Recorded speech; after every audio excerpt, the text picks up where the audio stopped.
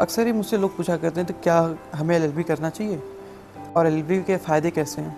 कुछ लोग कहते हैं मुझसे गाइड करिए।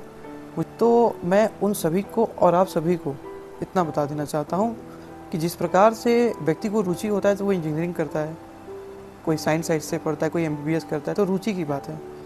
एलएलबी करना कोई बुराई नहीं है किसी भी माध्यम से। सारा कुछ आपकी रुचि के ऊपर निर्भर करता है।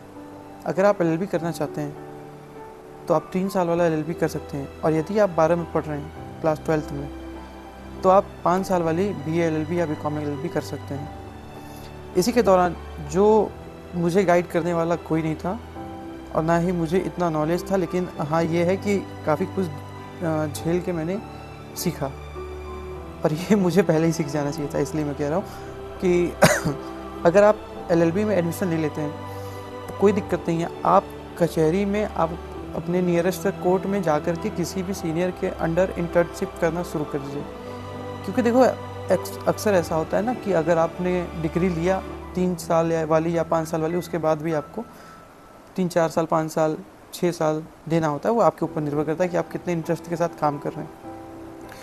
आपको प्रक्रियाएं सीखनी होती हैं जिसमें आपका काफ़ी वक्त चला जाता है, तो इसमें आपको काफ़ी रिलीफ मिलेगा। आप 5 साल वाली एलएलबी में या 3 साल एलएलबी वाली में जितना भी आप अपना उसमें समय स्पेंड करेंगे, उसी के दौरान आप किसी भी अच्छे वकील के अंडर इंटर्नशिप करें, ताकि आपका समय भी अच्छा खासा बच सके। और ये समय आपके लिए किताबों में उसकी भाषाओं को समझें। देखो कभी अक्सर ऐसा होता है कि हिंदी मीडियम वालों के लिए काफ़ी मुश्किल हो जाता है इन चीज़ों के बारे में समझ पाना, सीख पाना, क्योंकि उनको भाषा नहीं समझ में आती।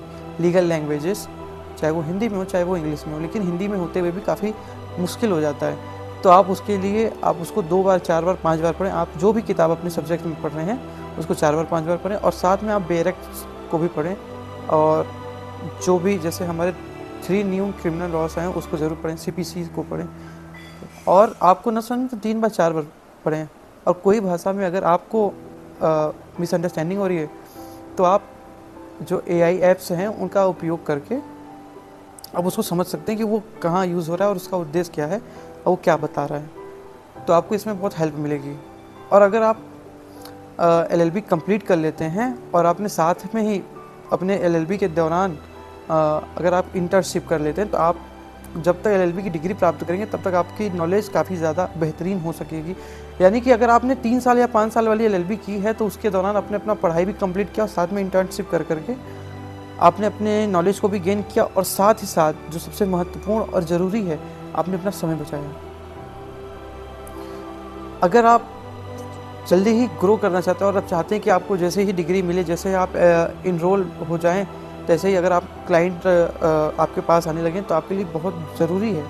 अगर आप रुचि से पढ़ाई करते हैं और रुचि से अपने करियर को देखते हैं तो आपके लिए बहुत ज़रूरी है। अब मैं आपको इस चीज़ का बहुत लाभ मिल सकता है। और आप चाहें तो अपने 5वें 6वें सेमेस्टर में एआईबी का एग्ज़ाम भी देके इनरोलमेंट करा सकते हैं।